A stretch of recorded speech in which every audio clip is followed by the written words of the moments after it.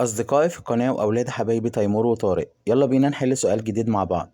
السؤال عندنا هنا بيقول They certainly weren't the table or the floor. Certainly يعني أكيد، certainly يعني مؤكدا. They certainly weren't هم أكيد أو مؤكدا ما كانوش the table الترابيزة or the floor أو الأرض.